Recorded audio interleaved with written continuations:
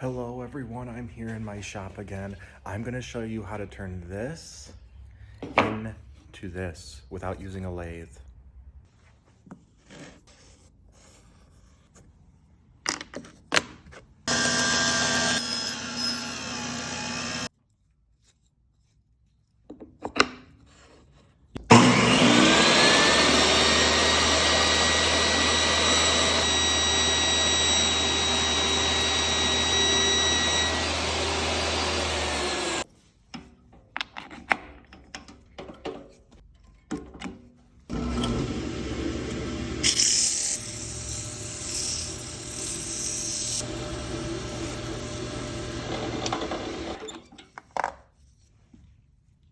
And that's how you do it. Perfectly round, perfectly centered, perfectly smooth, adjustable furniture foot.